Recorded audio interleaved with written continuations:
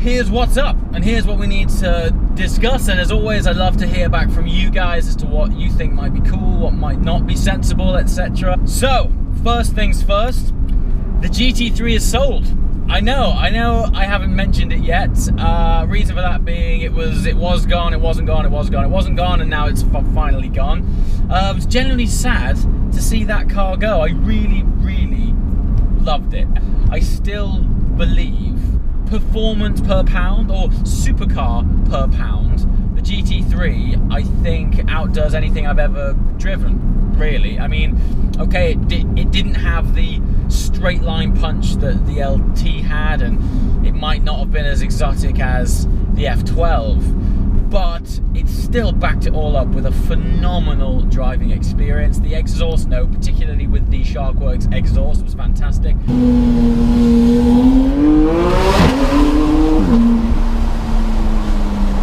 And that gear shift, I don't know how they did that. I mean, it was phenomenal. I actually preferred the gear shift in the GT3 to the GT3 RS. Reason being, there was a very slight nudge upon shifting, and also it revved out to 9,000. So for me, it was a better road car anyway. Which leads me to say, why did I sell that car? You might be thinking, you sound like a madman. You clearly loved it. Why did you sell it? Well, two reasons.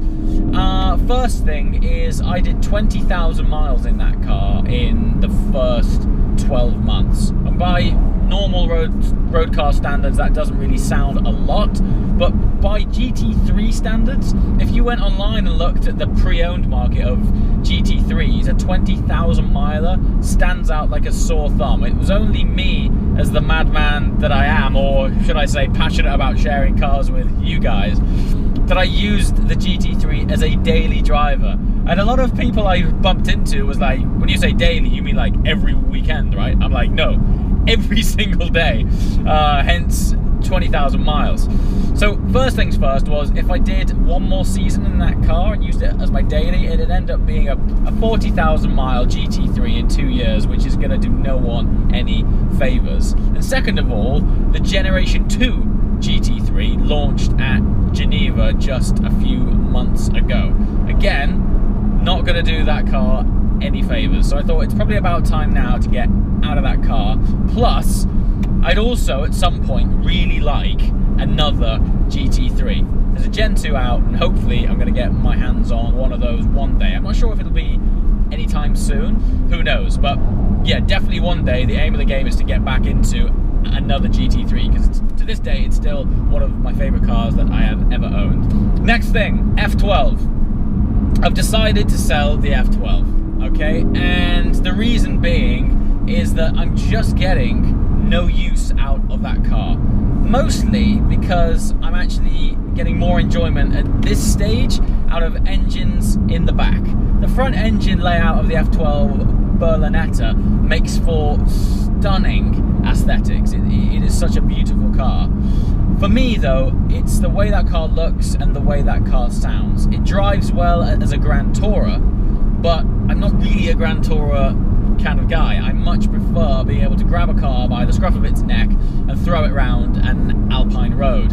And truth be told, that's probably the last car that I'm going to choose to do an alpine run in. It'd be great to crunch those motorway miles, but then I recently did that in the 675 LT and it wasn't exactly a chore. So I came to this conclusion where I went back to my garage a few days ago, since I've finally been back in the country. That's something else. I'm always traveling so much that I never really get a chance to drive that car. Other reasons, similar to the GT3, the 812 Superfast has also recently launched, and ultimately that won't do any favors for the value of the F12. So that car will go soon. And that leaves me with the 675 LT. Now, you might have seen that I recently just drove the McLaren 720S. I haven't made my mind up yet on what's happening with the 675 LT. Namely, because the 720S,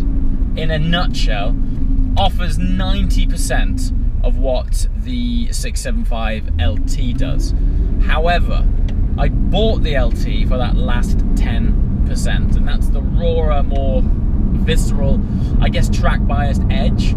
Now, for me, the thing that would fix that on the 720, certainly 98% of that car would be perfect if it had an exhaust. And at the risk of sounding like a chav, I know that probably isn't the kind of car that you want to go and stick an exhaust on, but for me it was just lacking that emotional punch, and it all came down to sound. Everything else about the way that car drives was phenomenal, but the way it sounded didn't set me alight. It didn't pull on the heartstrings, and I think the only way to sort that is ultimately with an exhaust. My thinking here is, if I have an exhaust on a 720S, it really is going to provide, I would say, 95, maybe 98% of what the LT does. I mean, its breadth of ability really is that good.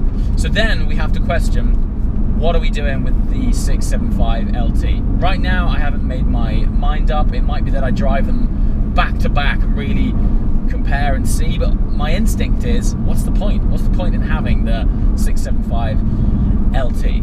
So having said all of these things, what this essentially leaves me with, other than the incoming 720S, is almost a blank canvas. Which is, I mean, it's super exciting. Right now I'm thinking of all sorts of cars which might be able to come and replace various things.